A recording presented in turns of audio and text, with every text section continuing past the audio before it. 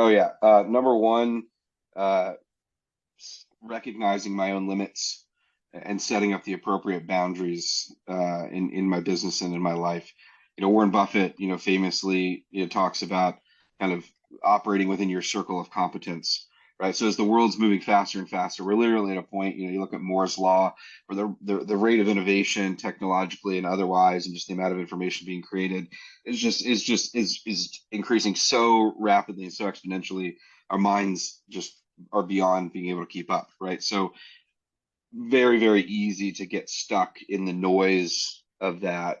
Um, and for me, I think a lot of it too, at least for me, has to do with just age generally. I'm 38 now. When I was like, 26, 25, 26, like Logan is, I had a lot more capacity and a lot more frequency to be attuned to the changing, trends in the market, right? It's like I could be kind of early on things like even Bitcoin, um, fortunately or unfortunately, just because I was that age, I was paying attention. Like by the time you hit like your mid 30s, like you're no longer know like the cool new bands, right? Because you're just not paying attention. Or the music, it really radically does. Like I feel like I knew like all the good rappers, like all the new up and coming rappers until like I hit 31.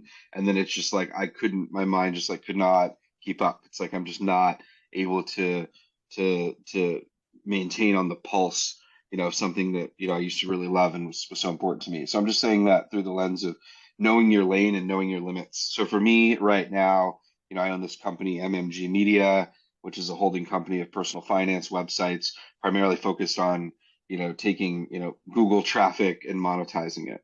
Right. So it's a very specific thing. So a lot of my time and energy, I'm filtering everything through the lens of personal finance websites, through the lens of SEO, search engine optimization, through the lens of affiliate performance marketing, and through the lens of, obviously, and I'm saying the lens, that's my lens because that's what I care about. So everything else, like, even like email marketing and, some of the crazy, changes that are happening, in that space, or even social media, is a great example, right? I hardly leverage social media simply because it hasn't been useful for my own business strategy, at least right now.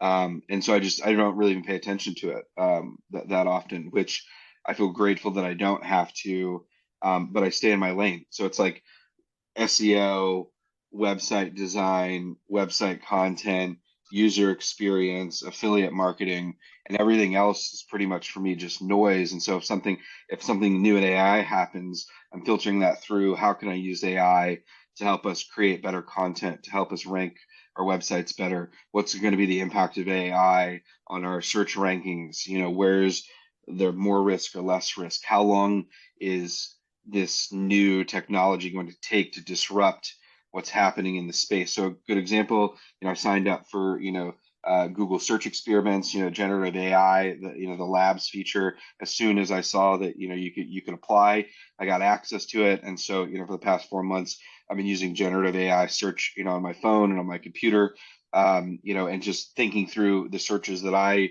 do. How useful is generative AI? Where is it great? Where is it helpful? Where is it not helpful?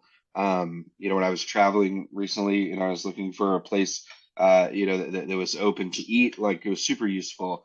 But when I was looking up, a complex financial topic, it wasn't useful.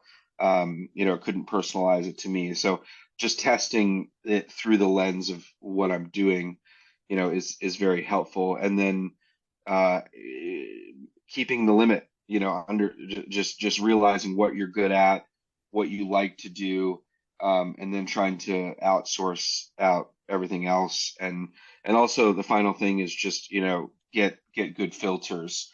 And so the filters, if you are in social media, I wrote a post about this recently, a newsletter about this, making sure that you're following people who are really passionate about filtering out what's happening and then leveraging that, right? So content curation, going to places that you feel are good at distilling down ideas, whether it's podcasts or blogs or Twitter accounts, letting those people do that work for you.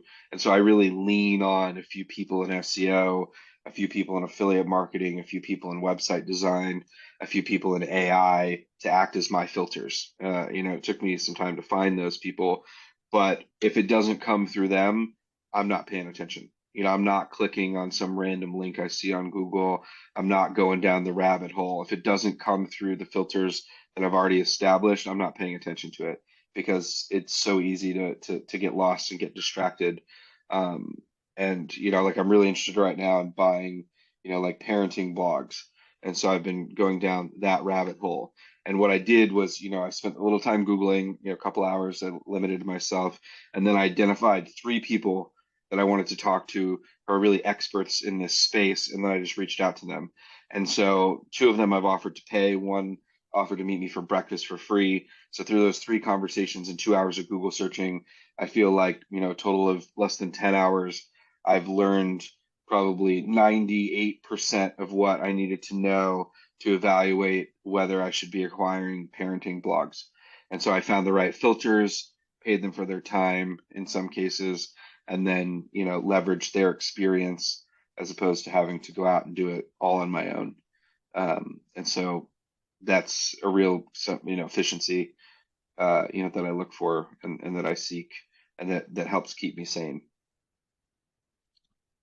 Awesome. Thanks for that, Grant. That brings us just about to the end of the call, guys. So yeah, big thanks for those questions. Loving them all coming through. If you have any questions, you can put them into Discord, guys, and we'll filter them back into the following calls. But yeah, big thanks, guys. Great seeing you, and see you again next week. Thanks, everyone. Yeah, great questions. Bye.